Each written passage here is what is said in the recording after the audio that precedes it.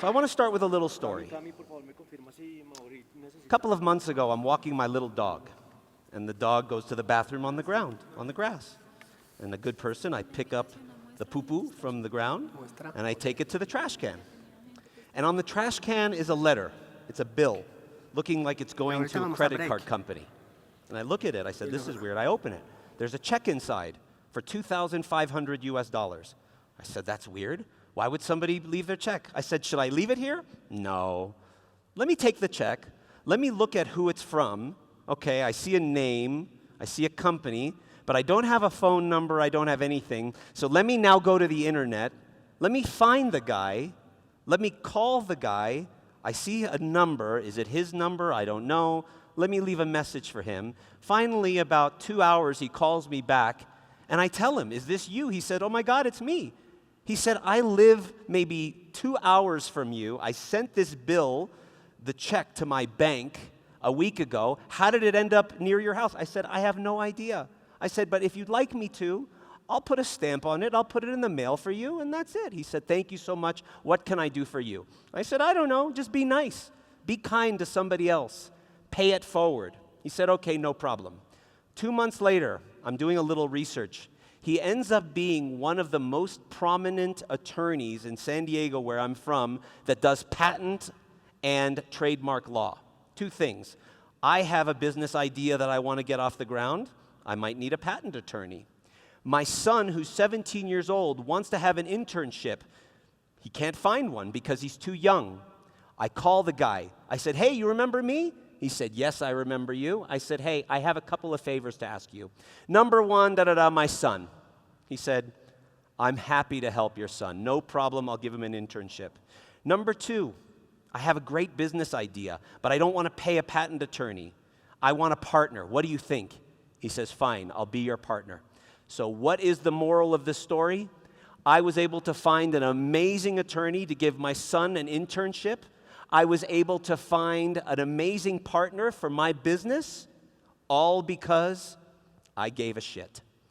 And my point is, business is about relationships, and you have to care about people. So, why am I here today?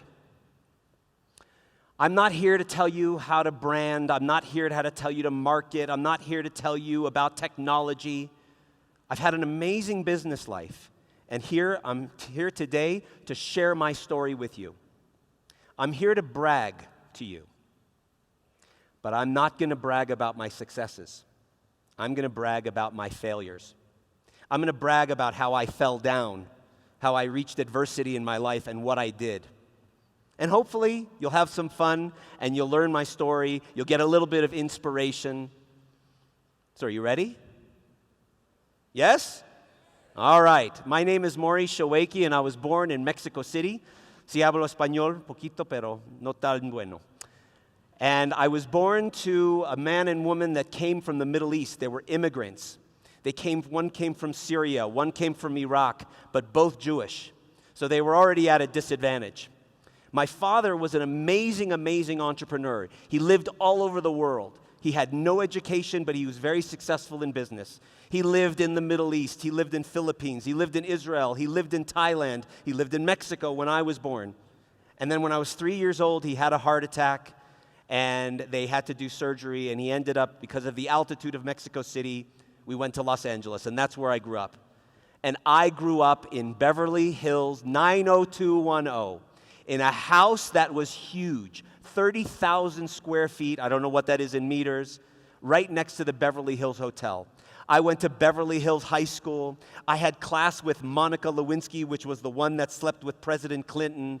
I had so much fun. I spent summers in Monte Carlo, boats and cars and 9 maids and everything beautiful. I loved my life, right? I also really loved one other thing, and that was theater. I loved performing. Can you tell? Why? Because I love having a relationship with people. I love giving people, an emotional response. And so I did theater. I decided to go to UC San Diego, one of the best theater schools, decided to pursue my dream of becoming an actor. 3 weeks I'm in college. 3 weeks, 17 years old. I'm the youngest of 5 children. Everybody else had their houses, their business paid for, their cars paid for, their boats, their motorcycles. And here I am for the first time away. I get a phone call that changed my life forever. My father called me and he said, "Son, you have to come home." I said, "What are you talking about?" "We've lost everything." My father's entire fortune went away because of 3 bad business decisions. He said, "Come home." I said, "What do you mean come home?" He said, "I can't afford it anymore." I said, "I'm not coming home. I just got here and I'm enjoying myself." He said, "Well, I don't know what to tell you because I can't afford it." That day changed my life forever. I was mad as hell. Why me? Out of all of them, why me? They got everything. Here I am for the first time by myself, and now I'm screwed. So I said, "I'm not coming home." I went and I started working. And I worked the worst job in the world. Every single morning I would get up at 4 a.m. because this was the only time I could work. And I would go to the restaurant and I would work with all the guys in the kitchen, cutting meat, making salads, cooking soup from 4 to 9 every single day. Then from 9 to 2, I went to class. From 2 to 7 or so, I did my homework. And from 7 to 11 every night, I was in rehearsal because I was always in plays. I worked my butt off, and I got through university in exactly 3 years so that I could go home and then help my father and help him with his things that he needed. Because he was still, he was 65 years old when he lost everything. It was a great lesson for me to learn how to manage money and be financially intelligent. So after college, I decided I'm going to be an actor. I'm going to be a movie star. And I went to Los Angeles. But I didn't like it. Because, in college, I was able to do all these parts. I could sound like whoever I wanted, different accents, different things. But when I went on camera, they wanted me to be the part that I looked like. The young son, the young business guy, the kid in college. And I was bored out of my mind. So I actually started pursuing a career in animation voiceover. Yes, I did cartoon voices professionally for about 4 years. And it was an amazing time. I would do an impression of Elmo for you, but Wally said I don't have any more time, so I have to pass. Next time. But with that said, at the same time, I always still had a business head. My father put a very strong business mind in me. I was selling furniture in his stores when I was 12 years old. And so business was always important. And I was working in restaurants, and I was managing this and doing that. And then one day in 1994, a friend calls me, and he says, "Are you looking for some work?" I said, "Yeah." He said, "Well, I just started an e-commerce company." I said, "What the hell's e-commerce?" This was before the internet. So he had just started the first health store online. And you may be all too young to remember this, but the 3 platforms we were on was Prodigy, CompuServe, and America Online. This is before the internet. We started 2 guys in a garage, 100 vitamin products. Slowly by slowly, we grew and we grew and we grew. I didn't know anything about business, but I knew computers. I started learning code languages. I did everything I could. I researched. Little by little, we started growing. Then came America Online in 1997.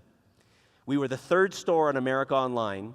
At this point, they wanted more products, so we went to a partner, a strategic partner, who helped us get over 25,000 products in our inventory just in time. What does that mean? It means they had a huge warehouse.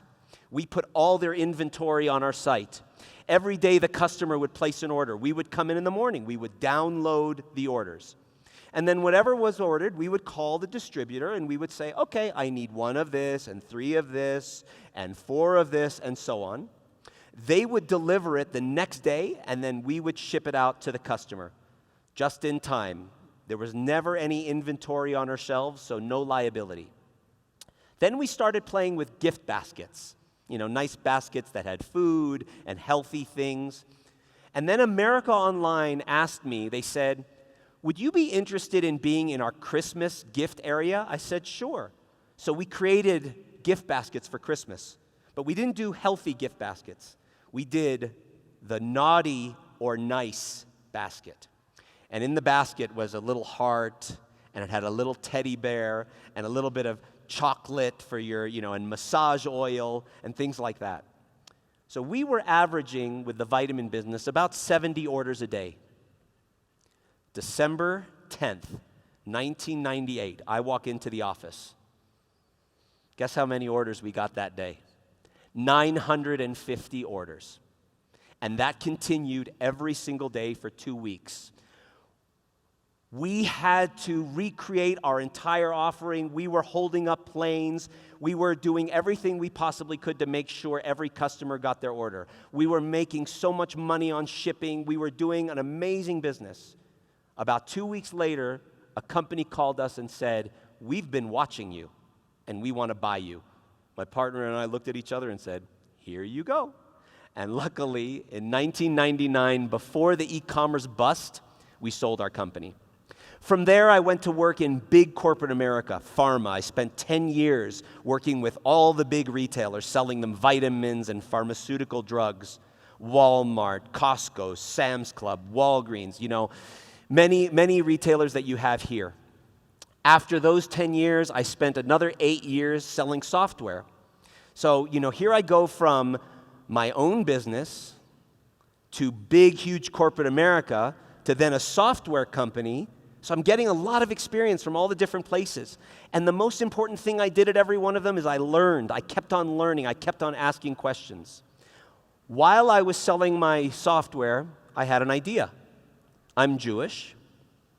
My wife comes from a Christian faith, and we always had the holidays at home. And for years, she wanted to put a Christmas tree in the house. I said, "No way."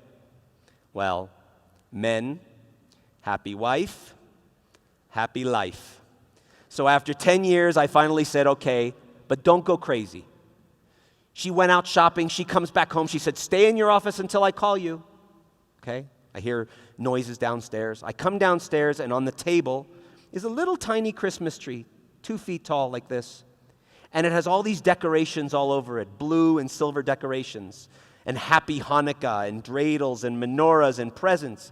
And on the top of the tree is a star that has 5 points. And I made a joke. I said, "Couldn't you put a Jewish star on top of the tree?" She laughed at me.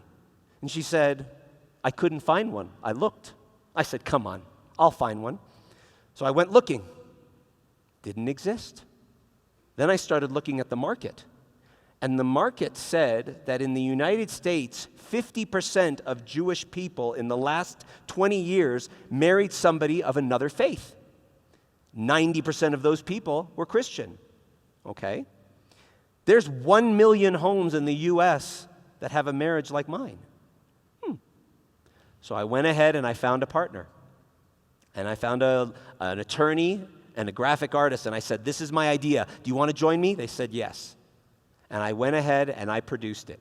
And my company and my product was called the Hanukkah Tree Topper. I put this product on Amazon out of my garage.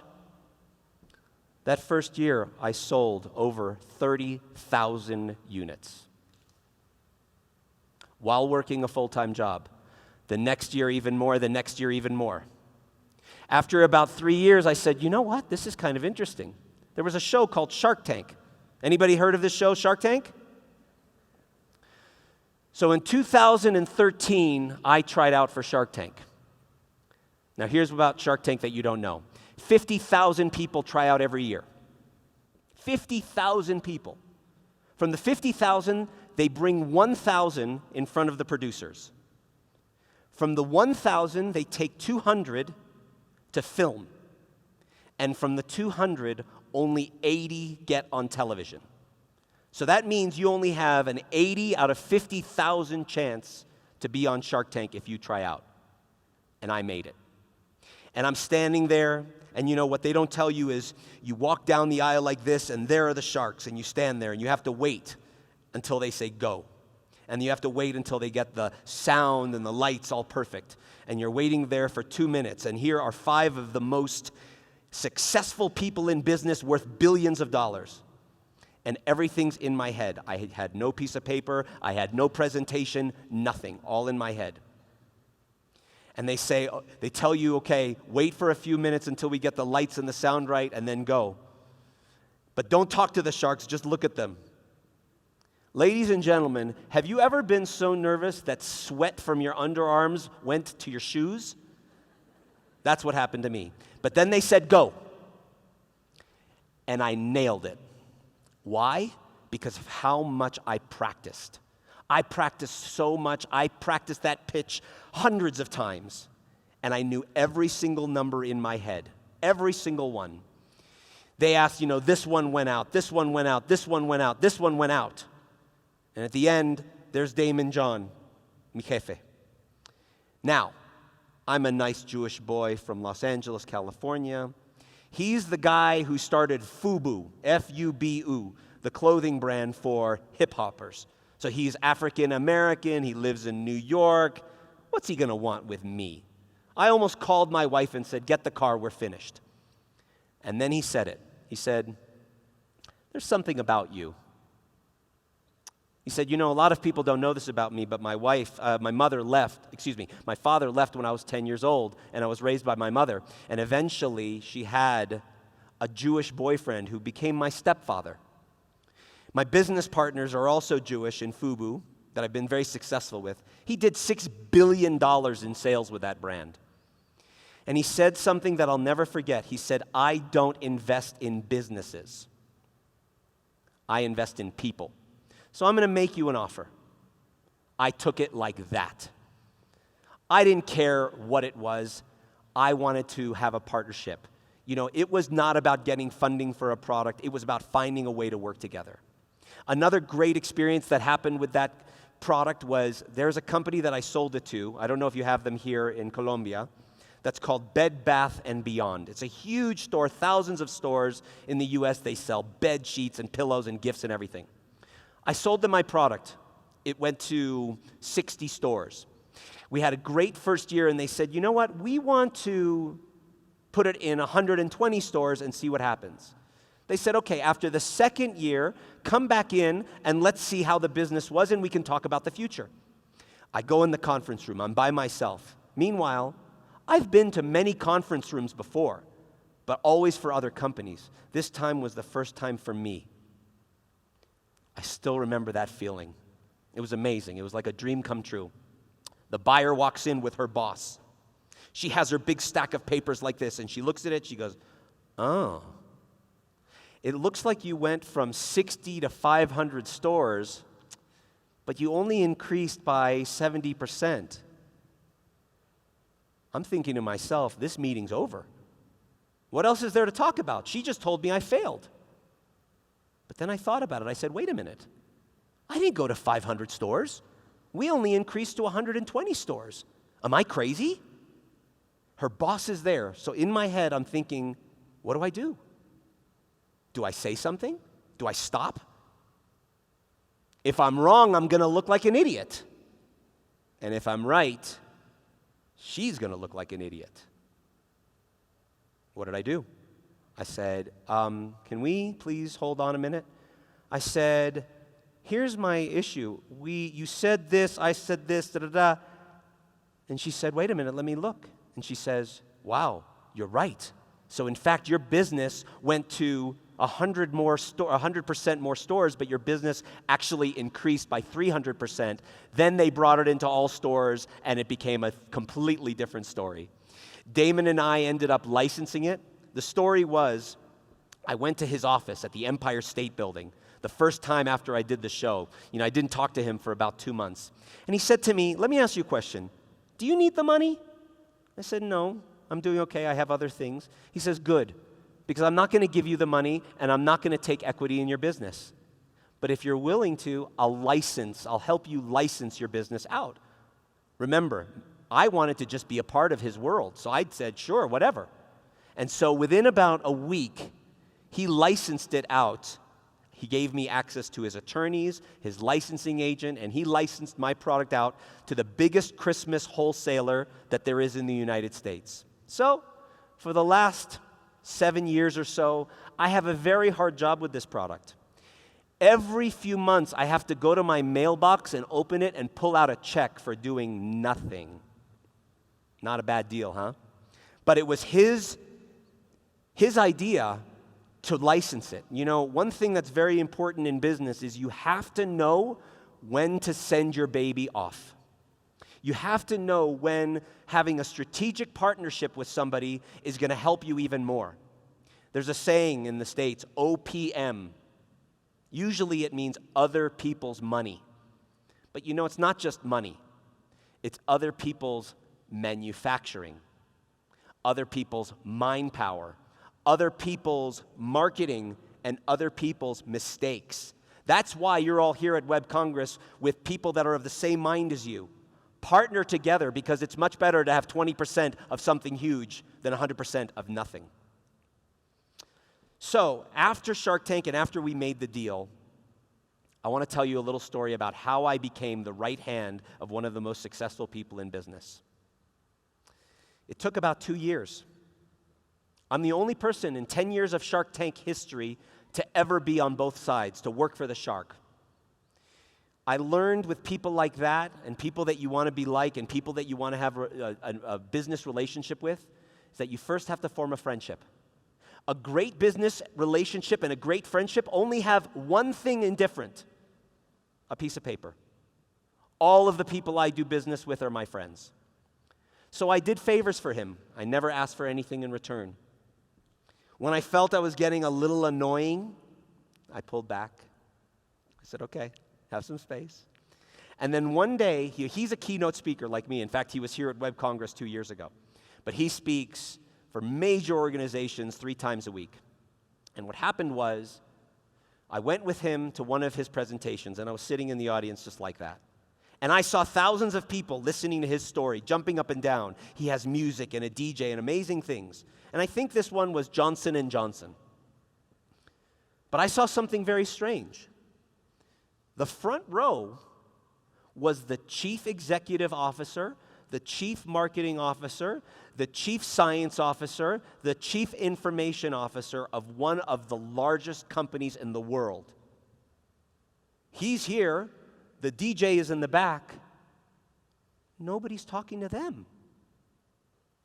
We have a business. We could do business with these people. This is fruit that's hanging here, ready to be picked, but nobody's picking it.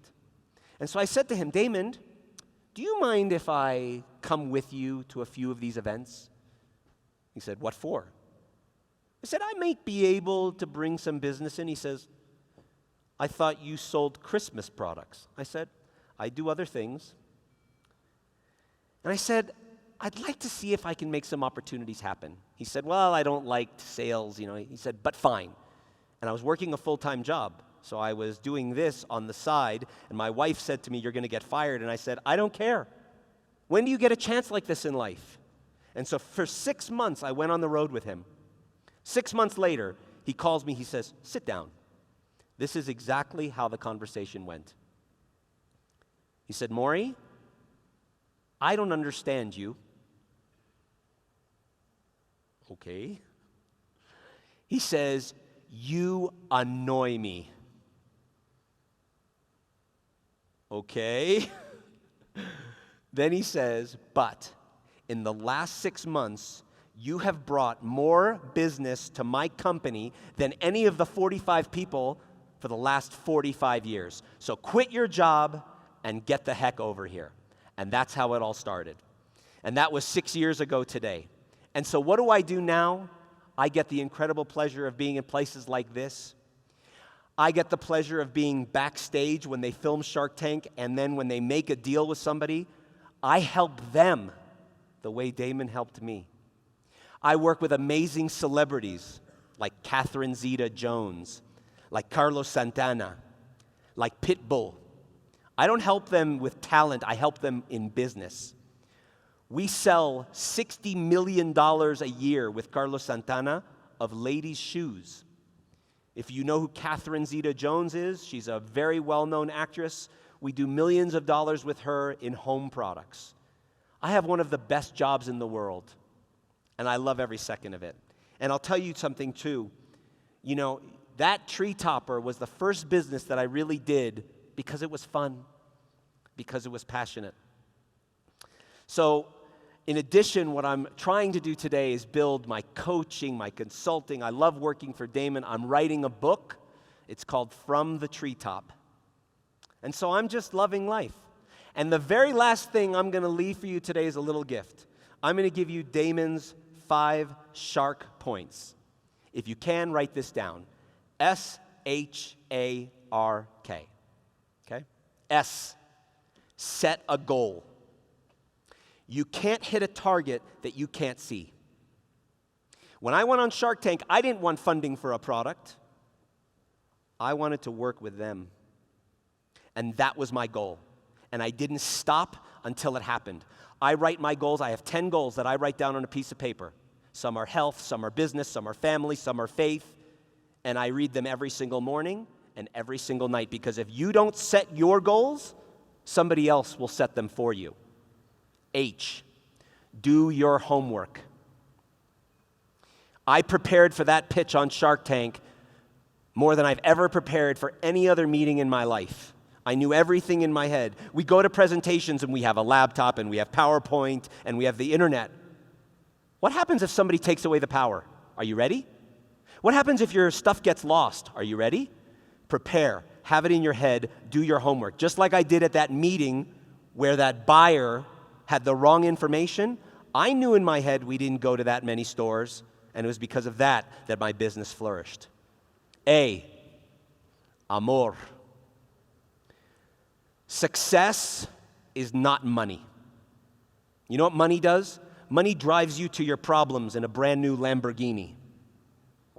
What is success? Do you love what you do? That is success. Do what you love. That tree topper was the first business after my parents lost all their money that I did for love. Every other business I did for money because I was scared of being poor again. Look what happened when I did something for love. R, remember, you are the brand. Nike, think, just do it, right? Apple, think different. What's your brand? Can you say to me what you are in 2 to 5 words? If you can't, how am I supposed to know what you represent? My brand? Never stop selling. What's your 2 to 5 words? What are your employees' 2 to 5 words? Have you ever asked them? Remember, you are the brand. And the last one is K, which stands for keep swimming. I had many times in my life where I fell down. Money, family, bad product that came manufactured from overseas. And I just kept getting up, and I just kept getting up. And I had doors slammed in my face multiple times. But I kept swimming, and that's why I'm here today. Thank you so much, WebCongress.